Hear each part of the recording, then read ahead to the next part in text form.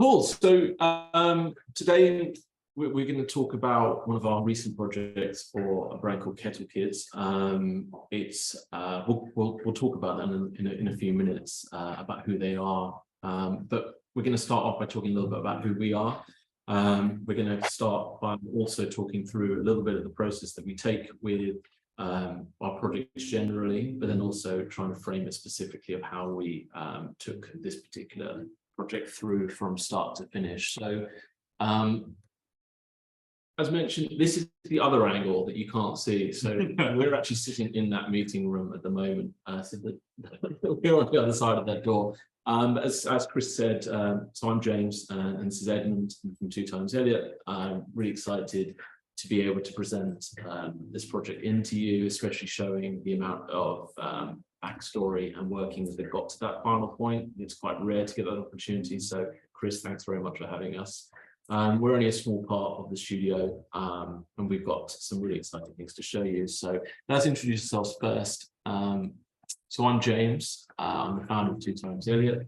As you saw on the previous slide, started June 2010, had originally been in the advertising world, as a lot of people within my age bracket seem to be.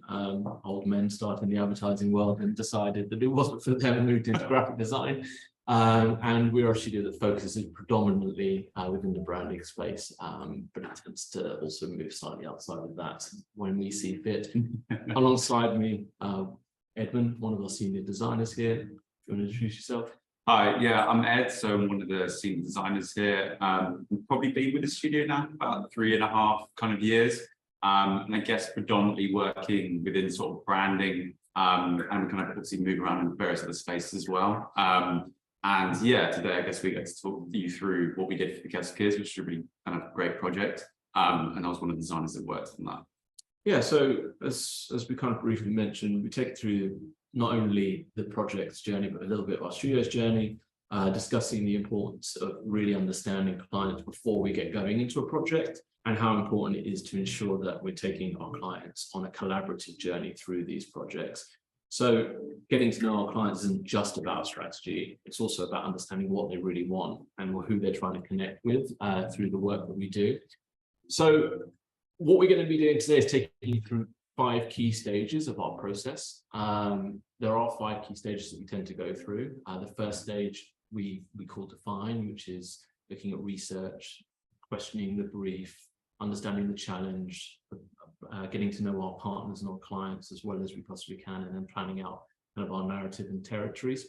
We're going to be talking then about the design process, so showing something that we haven't really shown before, but it's going to be part and parcel of our new upcoming website. Chris, we're going to plug it, if that's all right with you. It happens in the next few weeks, so we need to plug it as hard as we can. So yeah, our new identity and website is hopefully going to launch in the early parts of June. We're going to be talking about kind of the conceptual stage, how we kind of use initial concepts as being a real opportunity to express play and explore as much as possible. We're going to be talking through how clients and their feedback tends to shape how we ultimately get towards the end outcomes and the sheer amount of work that we have to do in that development stage. And we're also going to be talking about how that ended up bringing it to life, the supply chains that we have to work through, the external kind of partners that we collaborate with to bring sense of depth to all of the touch points that we have to work through, including spatial development. But where we're going to start is talk a little bit about who the client is. They will shoot us for the fact that we're using these photographs of them, but they're not on here, so we don't mind. We'll be fine. But yeah, just to give a little bit of background, the Kettle Kids are a watch brand that started in 2017, much like a lot of young aspiring entrepreneurs. They built their platform by Instagram and ended up building a huge audience for secondary market luxury watches.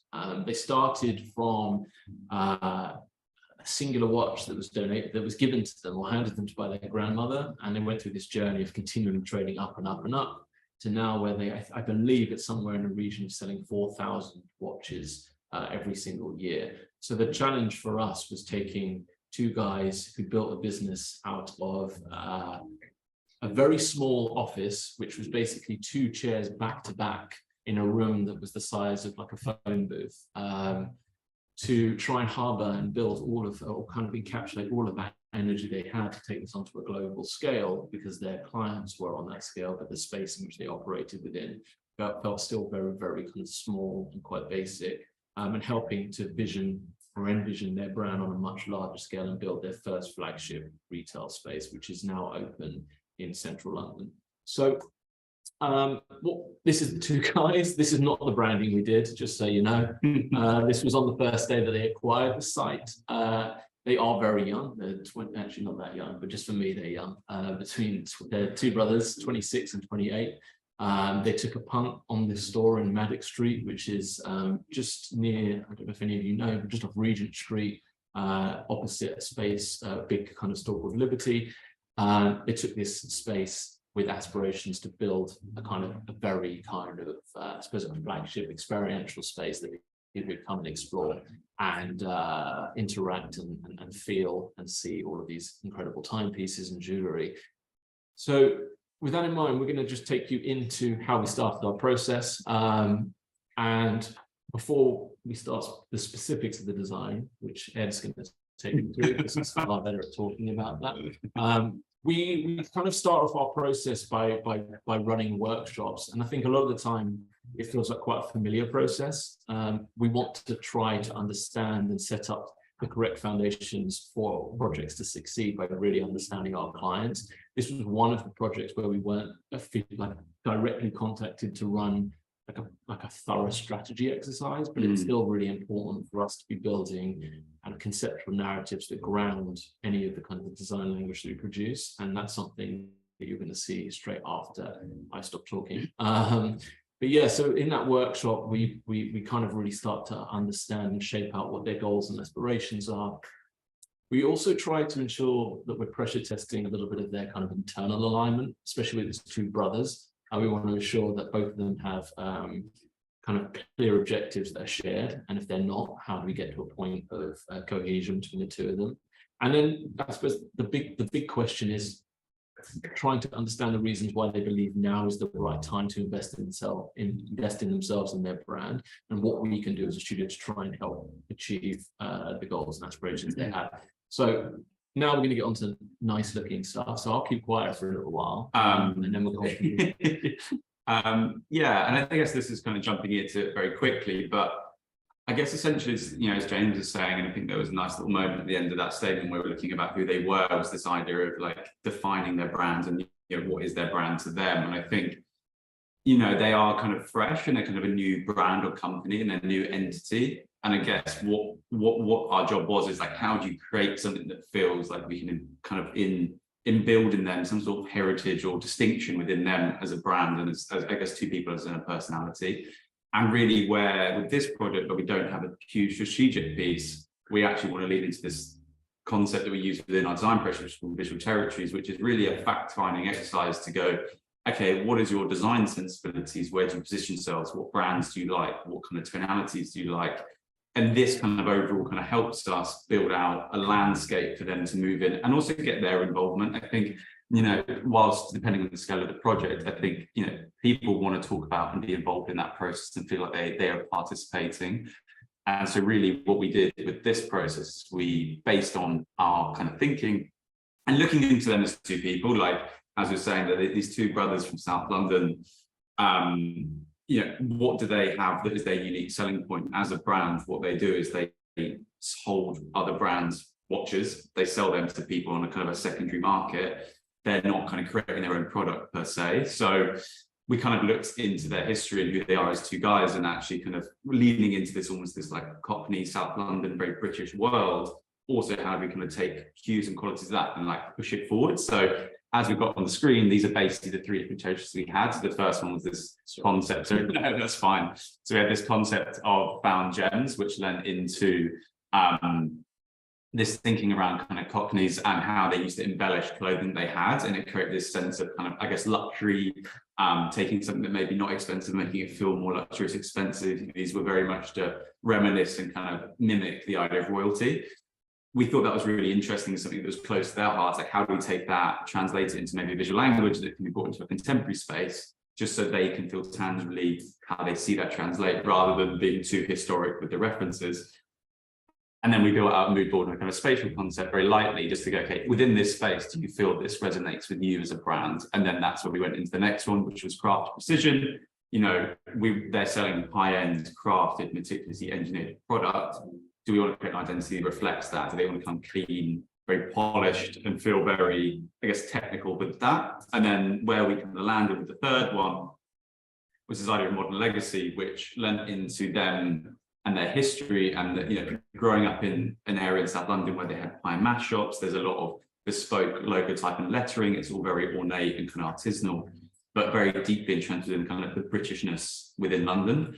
We then took that, looked at how that mood board reflected in maybe a more contemporary space. So we can kind of play on those two worlds. Really what we want to do is look backwards, so something that feels historic and is kind of a legacy for them, but also got this modern interpretation, so they feel that they can balance these two worlds, rather than just being kind of hyper new, or looking very pastiche, somewhere in between. So then we get into the design phase, and I think we're going to like nosedive off straight into a lot of visuals. So, I mean, kind of where we start with that process is ultimately is the research. And that kind of helps define some of the spaces we want to move in, as we had in the visual territories, where it's about, okay, historic reference, contemporary visuals. This is about going back once we've chosen that route and going, okay, what is it about modern legacy that we want to kind of pull out? And I think a lot of that was the historic references within jewelry, so hallmarks or kind of stamps or kind of gilded, pressed into metal, whether it be logo types, whether it be kind of type structures, whether it be symbology. You know, what is within that vernacular can we bring out and actually push forward into this kind of new space? So that kind of formed the process. And this is when we went crazy. Yeah, this is where, and this is, yeah, really a deep dive into what our initial concepts may look like. And, you know, I think, you know, within what we're going to show today is these are extracts from our actual presentations that we actually presented to them. And, you know, we've removed a lot of the structure in the flow of these presentations and isolated a lot of design work. But ultimately, what we're doing in here is going, okay, here's some references, here's some things we can start to play on and push forward with that. And where does that feel and sit with you? So, you know, this example on the screen is from the things we just saw before. We actually took out and kind of started to bespokely draw and customize and create these letters. I think one point to add is the biggest part of the project was creating the identity, which is kind of, I guess, boiled down to the logo type, potentially a monogram or a mark, a type system, and then ultimately how that kind of conveys across the packaging and the system. As well as how that cohesive, I suppose, conceptual narrative then forms all of our decisions within the physical space, because that was also a big part of this process, is to ensure that any kind of aesthetic from a typographic and an identity perspective could also live quite comfortably within the actual retail space, which we'll show you far later. Yeah, and there's a lot of variety in here, which might feel very abstract in this context, but what we wanted to start to do, and I think with them and this space, it's brand focused. You know, if you think about a brand like Rolex, which is kind of well known, established, what you'll know about it is, one, its crown, its mark; two, its logo type, and maybe the color, the raw kind of green. You might not be aware of any other visual devices it does other than that. So the focus of this project meant that we need to put a lot more energy into those elements, so that in a distinguishable moment, they can go, okay, well, that mark or monogram moment feels like them. And these are just some examples of the things we explored. So whether it be the logo type feeling kind of ornate, bespoke, you know, this kind of an evolution of a Times New Roman-esque aesthetic, then moving into these kind of more weird and wonderful moments of typography we saw in some of the kind of old references, then going to this concept of, okay, what about like stamps, marks, things that felt like an impressionable moment within that. So they have this quite diverse and rich language where they can be, you know, a logo type, or they can have a nice mark that they can stamp on things. And we just want to explore what they felt within that kind of made sense to them. I think the other side is trying to make a mark on a relatively old industry is a bit of a challenge. They're stepping into prime central London retail space, and there was a sense that what they wanted to ensure is that anything that we were creating felt as though it had some sense of heritage, albeit being relatively new. The brand was established in 2017, as we kind of mentioned earlier, but it didn't really become something kind of, I suppose, solid until they moved into this retail space, which I think was acquired at the early parts of 2022. So you can probably tell then of the journey this took to build out their retail space, which we'll take you into later. And yeah, within a lot of these visuals, and we're casting on wide net. I think really we see that the process is this, almost in a cliched sense, like molding clay, and how you get down to what could be the kind of the vase in the middle. And we wanted to create quite a big spectrum of opportunities where it's like, logo types, is it marks, is it monograms, is it these kind of ornateness, is it stamps, and just seeing texturally where all these sat, and actually how did they kind of resonate with that? Because I think one thing they wanted was it to feel there was a lot of touch points and moments that expressed different personalities and tonalities. And just very simply in this graphic system, we didn't want to go too far and create abstractness that had no context. It needs to be something that, if it was being used, it represents or spoke to them in some way, whether it be their initials, their name, their location of where they are, and kind of, I guess, a bit like these kind of hallmarks we've started to introduce, is sort of postcodes, stuff like that, little like teasers into going, okay, well, this is a bit of their kind of DNA running through the identity. So without hopefully everyone's following so far. I know the visual, it's probably quite a lot to go on the screen at that point. I think that the next kind of parts of this talk are going to focus more on the realities of a client. I think it's quite easy for us to present just the beautiful images at the end, but there are a lot of obstacles you have to overcome when you're working with these commercial clients. I can't see all of the attendants, so I'm presuming they haven't joined, but if they are, hi and sorry. But the kind of the way in which we navigate through our developed stage after producing these kind of really exciting, slightly boundless initial concepts that aren't really specifically focusing on a certain set of deliverable, they're more to kind of build a mood or a tone or an understanding of the concept. There are a lot of things that you have to do when you're considering from the concept through to how we actually make these work as a logical system. And I think this is something that we're probably going to talk through now. Is there were some considerations that possibly in the early stages that we hadn't necessarily identified, which was, who are the stores they're going to be positioned against? Who are their reference points that they really like and aspire to be? We had bypassed the idea that they really wanted some kind of mark that felt as though, again, leaning into that legacy, something that they felt they could kind of hold on to, but rather than just creating something that felt quite nostalgic or dare I say it, kind of old-fashioned, we wanted to find new ways of them being able to express that, so we didn't just feel as though a mark was just applied onto everything, contrary to how they did their launch, which we did not control. But the mark was supposed to be used in a slightly restrained manner. So yeah, back over to Ed. We're going to talk a little bit more about the specifics of how we started to dial in and start to think through how we created more distinction and refinement within what we're working through. Yeah, and I think with that, it's starting to kind of figure out who the characters are within the set of tools that we're starting to build for them. And I think, in this just very quick snapshot, it's like, we kind of now are landing on a position, okay, we want this masthead logo type. And, they were originally called the Kettle Kids, and we kind of boiled it down to just do Kettle Kids and try to create this kind of simplification. We wanted to remove kids. Yeah, just Kettle. We don't always have the choice to be able to rename our clients.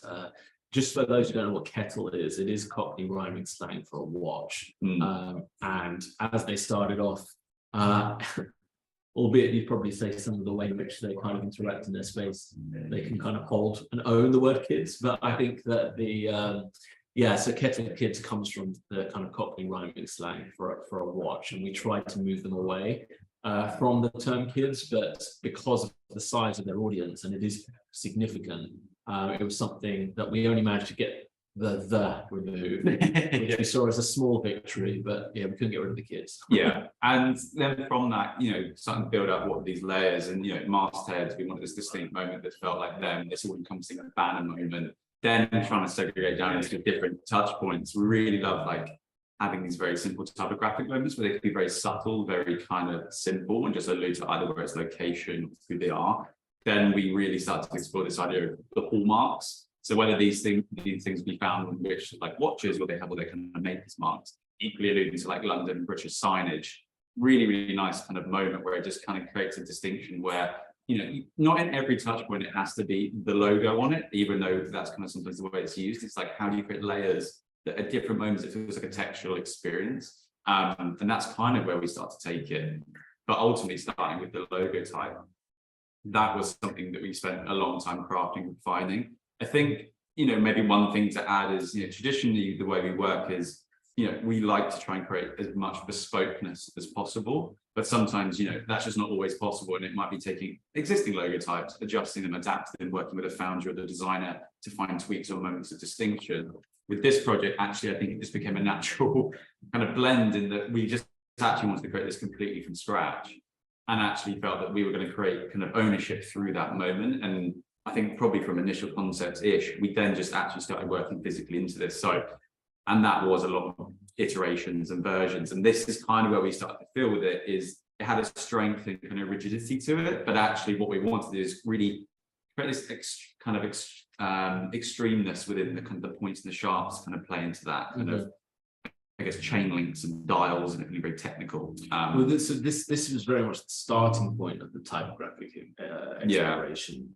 There was a lot of feedback throughout this, and actually what was interesting from the early stages, where it was quite difficult for them to be able to articulate themselves about their design sensibilities and giving kind of very specific feedback on the nuances in kind of like design detail. It was almost got to a point where they were so explicit around specific typographic detail. I think we ended up going through 6 or 7 rounds of the typographic development. So, which I think is also a nice point, is that, you know, no matter the client, and, you know, them as a client was a very different interaction and experience from maybe someone else we'd worked with, but they were equally as meticulous and, you know, interested in the design process as anyone else we've worked with. And I think what is nice is when we can feel like we're working together, rather than it being feedback presented, is actually them being able to sort of feed in and, I guess, input into that process. And then, as we kind of naturally will do, is once we land with something that feels like it's starting to make sense, it's actually starting to explore it through the breadth of the places we can start to imagine it. And I think really through the touch points we had, which was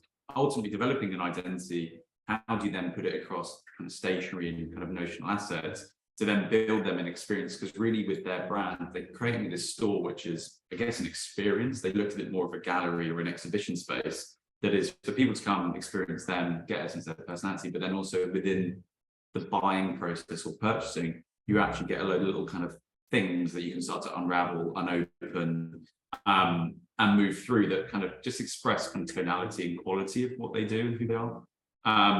And I guess really with the identity, we kind of landed with this logo type. We've got these hallmarks, and is actually trying to think about how do we explore the possibilities of what those things are. You know, how does that form language kind of exist and move forward? And it can be as simple as, okay, well, we created a hallmark shape. Can we use that as signage? Can we use that as a window display? And I think, you know, it doesn't have to be overly complex. It's just how do you really elevate and push certain qualities? And I think we wanted them to feel like they really unearth the sense of quality and kind of moments throughout their brand. And I think this was the exact moment where they said, oh, we need a mark. Yeah, I think it's missing this one thing.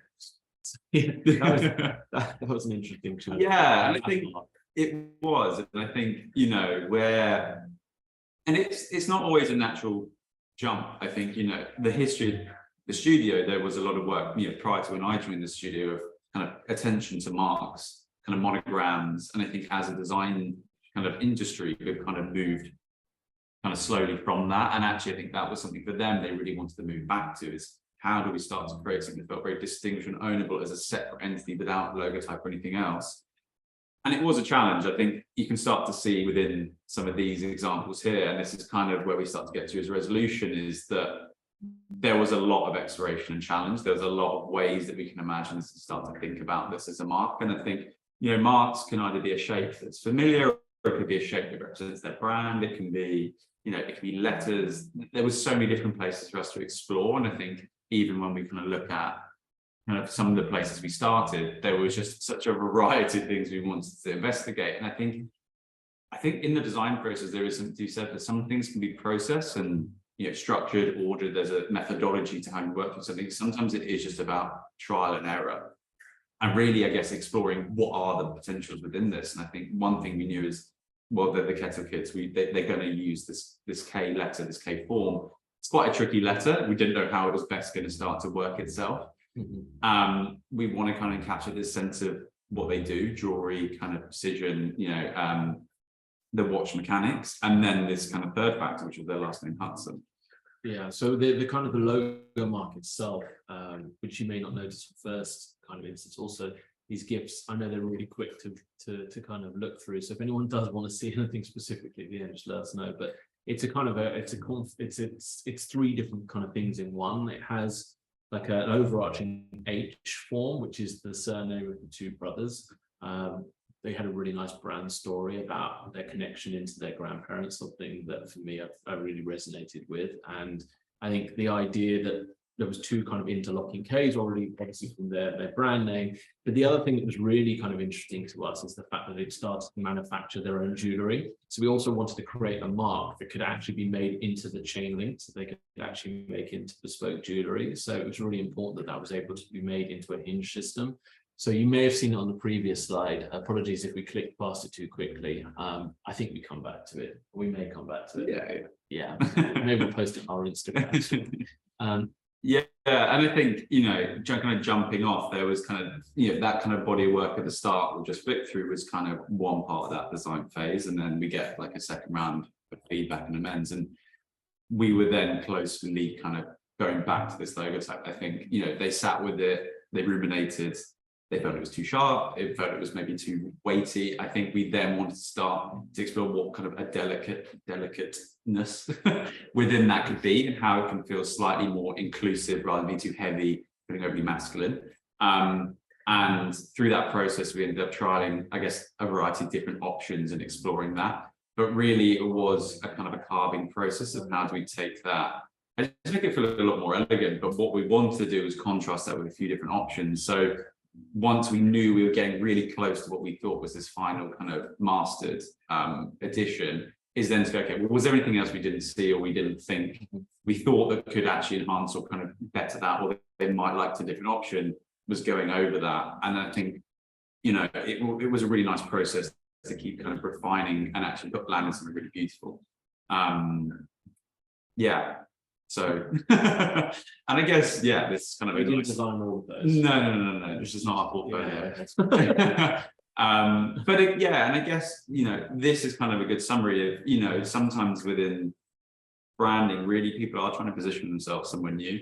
And I think with them, they were seen as maybe more a youthful kind of social media-esque brand. They still do that and they're still into that. They don't want to be perceived as those people per se. They want to be seen as someone that is closely linked to like a Prada or a Rolex with Dior, and be in of that world, but with a new kind of modern take on it, really.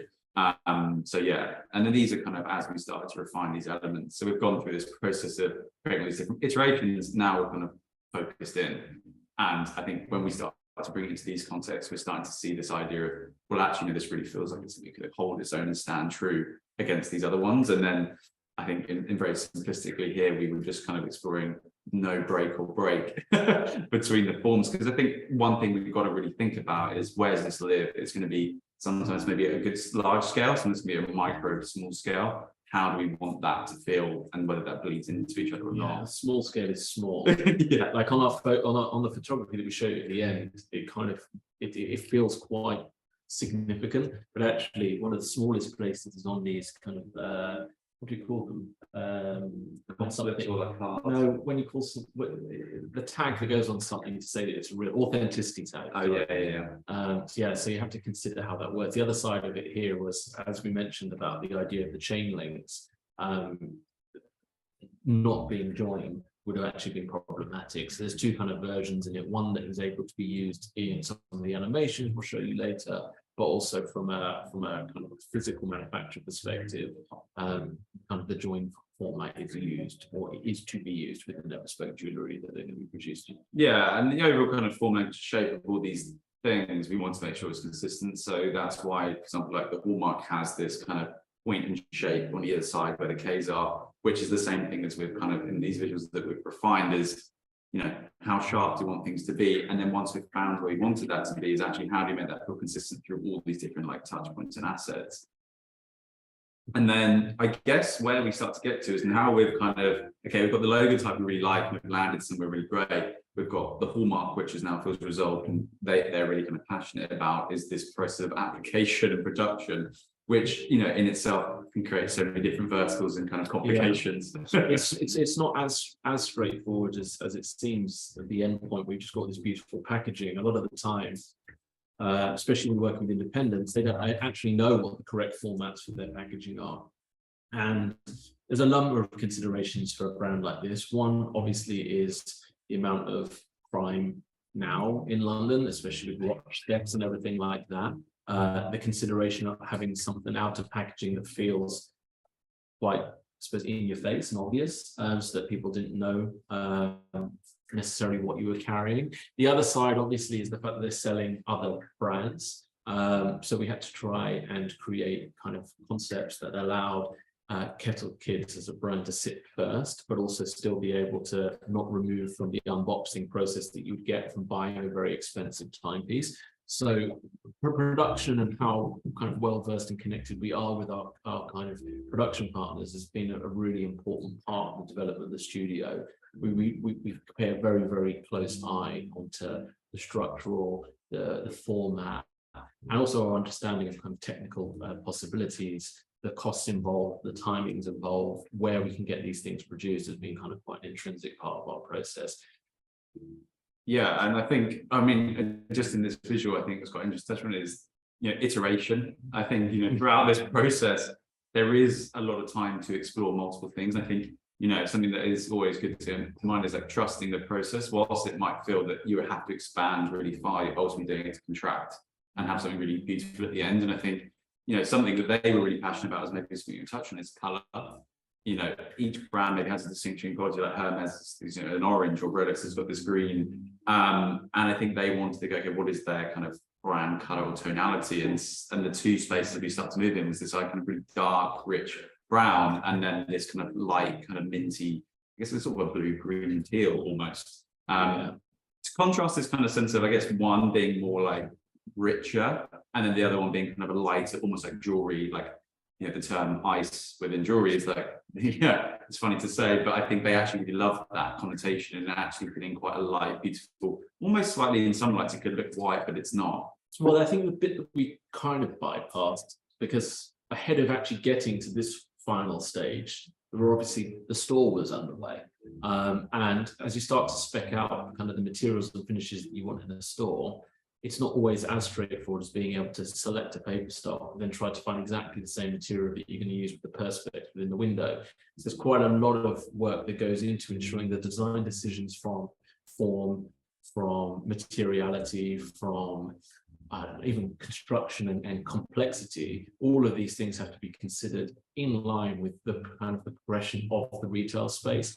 We haven't kind of overwhelmed this presentation by putting loads of people in hard hats in a retail space. That's not our thing, but we've got a few of them. Thankfully, Ed removed some of the stupid ones of me. But it is hugely important for us to ensure that, and the clients also put a significant amount of trust in us from early stages to ensure that the narratives that we're starting from and the partners that we select to work with us across a multitude of different output points fundamentally and completely understand kind of that goal and that narrative that we're working towards, so that they know that any design decisions they're making wholly relate back to that kind of starting point. So it just does continuously feels like a comprehensive and a consistent visual language that goes through. Yeah, it's a collaboration, and it feels very much like a relay race. Like, you know, we worked in collaboration with a brand who built the kind of the store and kind of the internal spec of that. And I think, you know, through what we found out through in the research phase and the kind of defining of this brand, they then kind of took that and helped lean into the concepts of how the materiality would work, the color system, and the way the space would look. And I think where we've kind of got to in some of these visuals that we're looking at now is reflecting how those things kind of inform that design language, and, you know, making sure we get the right tonality of paper to match the right shade of paint on the wall, or there's a stone they're using, so do we want to find a nice color to match the stone? There's quite a lot of consideration when you move from physical print into retail, which is, does the color of the lighting internally affect what the color actually of your materials, so your your packaging actually looks under that light. So there is quite a lot of complexity that goes into almost what seems like quite simplified solutions of you choose a brown, therefore the brown has to go onto the external of the building. Well, we have to consider the fact that the light in the UK is a very different color temperature to, for example, the UAE. And so as we start to think through these design decisions, how, when they look to expand into other territories, how to ensure there's a consistency with kind of color feeling, is that regardless of what country or what kind of conditions you're looking at that, you always have that consistency. So where we ended up landing, again, I'm talking for you, maybe it's good that you want to just talk through this a little bit, but this is kind of like the consolidation of all of the design decisions that we made into formalized guidelines. Yeah, I know maybe it feels like we've kind of jumped into the end, but I think really where we got to, as you can see, is with the initial process, it's this kind of like expansive, we found things, and then we held on to these few assets that we loved. They then became the central part of the identity. We then did see them explored in kind of the handover with the internal stuff. And then really, whilst that was being built, we then formalized it into the guidelines. And really this was to kind of showcase and hold all the design decisions and the things we did. So whether it be the typography that we chose as their kind of brand system, the typesetting rules, the way that they actually create the typesetting kind of information, and generally just kind of consolidating everything we came to. And I think, it's for them now to kind of create it on further. Now that was kind of various kind of applications that we created. Yeah, so I kind of briefly touched upon the importance of partnerships. I spoke about it right at the beginning. We're very particular about who we collaborate with to do the parts of the equation that we just simply don't have either the capabilities or the know-how. I think what we try to do is always ensure that we do the bits that we're really good at and rely on other people to kind of like add value to the external parts that we want to ensure reach the levels of what we put on ourselves from the design process. So one of the big parts of this, we didn't do that window vinyl, so don't judge us. But this was very much as the store was being built. We worked quite closely with our spatial partner to ensure that they were very much taken on that journey of how we were beginning to construct and make design decisions through the brand identity. So this is a few kind of snaps of how we were kind of going through the process of testing out sizes. That one on the far right hand side, Ed with shorter hair, stuck up on this meeting room sliding door that goes behind us to ensure that the kind of size testing, but probably quite familiar to when we were in a design school, of how we were quite loosely proofing things to ensure that we're creating a little bit of an understanding of how these would actually relate in the retail space. Yeah, we had some very kind of simple assets that we had to create, and I think we need to make sure these things worked and physically kind of came to life. And I think in the image before, it was testing, even creating the scale and the samples just by printing it in the studio, stapling it together and creating little dummies of things. So then I think one of maybe the overlooked parts of these processes is the actual print part, and actually having to go, and like the image before, the videos before, is like sitting in a production in a printers. I think I spent 2 days sitting at a printers, just longer, maybe a week, sitting at a printers, and just they print it out, I check it and say no and start again. And I think it's funny because with the things that you do, and especially with an identity like this, we've kind of reduced it down to some very simple moments, is that they have to be very beautiful and they have to be very considered, and we can't allow for things to be done wrong. So and those visuals are kind of highlighting really that we'd get something printed out, check the corners, check the radiuses as the foil kind of worked. And I think there was actually a really kind of intensive process of like, actually for them, they wanted these kind of shop bags, and these bags had a kind of, I guess when we started, it was just a foiled logo type. They wanted to be really blind, so they didn't want people to see it really. And then as we started to do it, realized it wasn't that interesting in work as well. Actually, we kind of wanted to raise that, and it was actually a really complicated process. So that ended up taking quite a few. We've got it on the screen as well. It actually took quite a few iterations to get that, and I think we had to sit at the printers and work out, is there too much heat on it? Is there too much pressure on it? And actually to kind of sculpt and carve that logo type out was quite a meticulous process. So I think that was, just really something interesting to do and experience. And actually, that manufacturing process is so integral to these things looking right. And then I guess feels like maybe a jump, but I think then from that onwards is once we've got these things realized, and then documenting it. So taking it once we've managed to get the printers to produce it in the way we see fit, is then this process of actually articulating it as a project. And yeah, it was quite, this again was quite much this process, but really fun, and actually seeing these things come to life. And I think, you know, there was 6 of us, I think, on set, or 5 of us, collaboratively working together to try and, how do we kind of best visualize and enhance and show this project as its final entity. And then, yeah, I guess in this kind of section, we're kind of thinking about, yeah, the actual delivery of this. So the kind of the final hallmark in this kind of beautiful animation that we meticulously spent time on. Yeah, and we're kind of on the last pages, where the last thing we did in this process was, as Ed mentioned, kind of document all of the work that we'd done. We looked at all of the kind of the print processes, all of the printed collateral alongside the retail space. We wanted to include more retail images, but again, there's been so many images in this presentation. We hope that there's been enough that you can take from it. But yeah, it's been a wonderful process of taking 2 people who didn't really necessarily, well, they'd never been through a process like this before. It came at the end being far more, can I use the word anal? I'm using it anyway. Far more anal but design intricacies than even some of us can be at times. So hopefully that was interesting, and that was exciting to see how we went from something that was relatively crazy into something that feels quite simplistic and refined. And hopefully you enjoyed us taking us through this process.